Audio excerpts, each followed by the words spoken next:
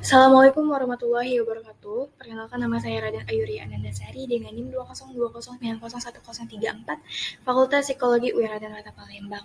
Pada kesempatan kali ini saya akan menjelaskan mengenai dasar-dasar penanganan kasus kesulitan belajar. Dan tujuan saya membuat video ini adalah untuk memenuhi tugas akhir mata kuliah Psikologi Pendidikan yang diampu oleh Bapak Dr. Muhammad Udin MSI.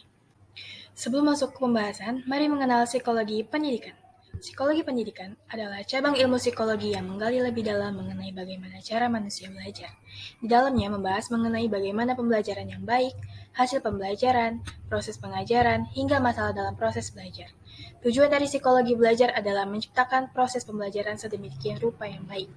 Dan yang paling penting adalah dapat membangkitkan motivasi belajar peserta didik. Psikologi pendidikan juga merupakan mata pelajaran yang sangat penting yang harus dimiliki oleh seorang guru atau pendidik, di mana hal itu bertujuan untuk membantu siswa dalam belajar, memahami perilaku dan pola belajar siswa, menemukan solusi dari masalah yang sedang dihadapi, dan mengetahui kondisi belajar siswa yang baik. Langsung saja. Apa itu kesulitan belajar? Kesulitan belajar atau learning disability adalah kondisi yang dialami oleh siswa yang ditandai dengan adanya hambatan-hambatan tertentu dalam menerima dan menyerap pelajaran, yang disebabkan oleh banyak faktor, bukan hanya masalah instruksional atau pedagogis saja, tapi bisa juga merujuk pada masalah psikologi sehingga siswa mengalami kesulitan dalam aktivitas mendengarkan, berbicara, membaca, menulis, menalar, atau menghitung. Lalu, siswa-siswa yang seperti apa sih yang dapat digolongkan dalam kategori siswa dengan kesulitan belajar? Menurut Valet, terdapat 7 karakteristik yang ditemui pada anak yang berkesulitan belajar, yakni, yang pertama, mempunyai sejarah kegagalan akademik berulang kali.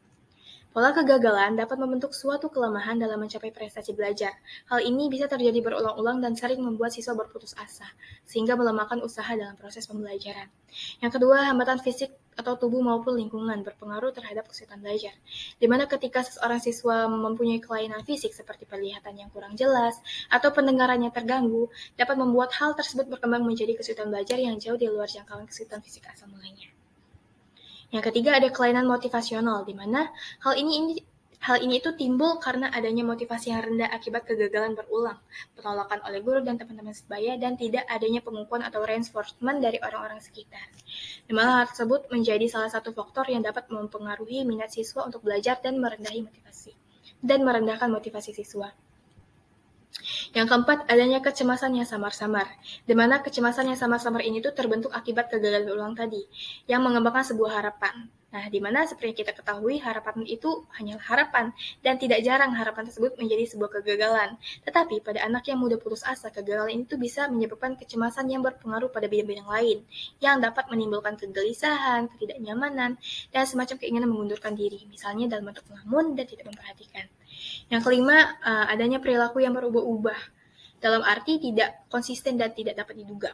Contohnya, rapot hasil belajar anak-anak dengan kesulitan belajar itu cenderung tidak konsisten. Tidak jarang terjadi perbedaan-perbedaan angka dengan anak lainnya itu sedemikian mencolok. Yang keenam itu ada penilaian yang keliru terhadap anak. Nah, kesulitan belajar itu dapat timbul karena pemberian label kepada anak berdasarkan informasi yang kurang lengkap. Misalnya, tanpa data yang lengkap, seorang anak itu digolongkan mentally retarded atau mempunyai keterbatalan mental. Padahal anak tersebut tuh mempunyai nilai akademik yang tinggi dan jauh gitu dari kategori anak dengan mentally retarded. Nah, sehingga ketika dibilang seperti itu, menimbulkan rendahnya motivasi anak untuk belajar. Yang ketujuh ada pendidikan dan pola asuh yang didapat tidak memadai. Nah, di mana seperti yang kita ketahui bahwa pendidikan dan pola asuh dari orang tua itu sangat penting. Namun pada kenyataannya terdapat anak-anak dengan tipe, mutu, penguasaan dan urut pengalaman itu jauh gitu dari proses pembelajaran. Nah, di mana ketika itu anak-anak tuh tidak mendapatkan pola asuh dan bimbingan yang tepat sehingga memicu kesulitan belajar baik dalam diri sendiri maupun kegiatan belajar dalam kelas. Nah, belajar itu merupakan tugas pokok siswa. Keberhasilan belajar itu bukanlah hanya sebuah harapan bagi siswa yang bersangkutan, tetapi juga harapan bagi orang tua, pendidik, dan masyarakat. Dalam mempercepat keberhasilan belajar itu, terdapat beberapa persyaratan, baik itu psikologis, biologis, material, dan lingkungan yang kondusif. Nah, kesulitan belajar adalah sebuah kekurangan yang tidak nampak secara lahiriah. Nah, ketidakmampuan dalam belajar ini tuh tidak dapat dikenali dalam wujud fisik yang berbeda dengan orang yang mengalami kesulitan belajar. Kesulitan belajar ini tuh tidak selalu disebabkan oleh faktor intelijensi yang rendah, teman-teman.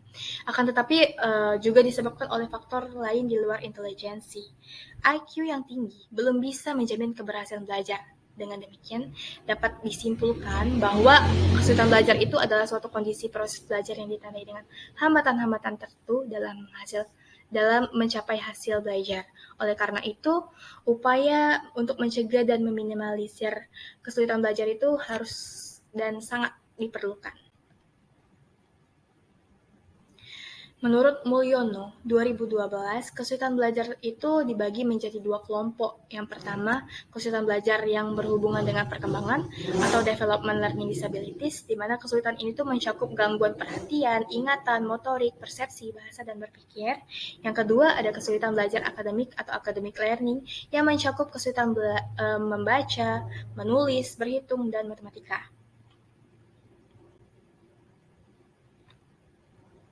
Lalu, bagaimana cara penanganannya?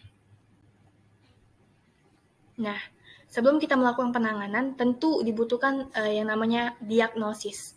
Nah, menurut Woody 1969 itu ada 3 persyaratan yang perlu dipenuhi dalam pelaksanaan diagnosis. Yang pertama itu, ciri-ciri atau kondisi fungsi klien pada saat pemeriksaan harus dievaluasi dan dideskripsikan. Yang kedua, menemukan kemungkinan faktor penyebab atau etiologi.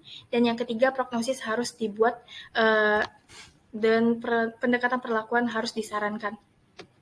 Di mana pelayanan itu baru dapat dikatakan taraf diagnosis bila melengkapi pendapat dari psikolog klinis.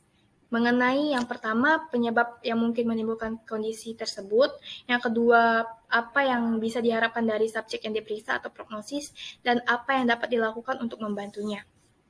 Bagian terakhir diagnosis inilah yang digunakan psikolog untuk memahami faktor-faktor non-psikologik seperti perkembangan kurikulum dan metode maupun bahan pengajaran. Ini saya contohkan mengenai anak ADHD.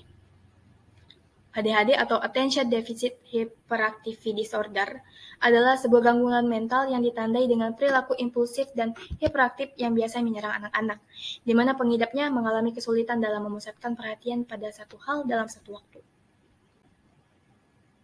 Lalu, bagaimana cara penanganan anak ADHD ini? Jadi, penanganan anak ADHD ini tuh bisa dilakukan dengan terapi. Nah, terapinya pun bermacam-macam.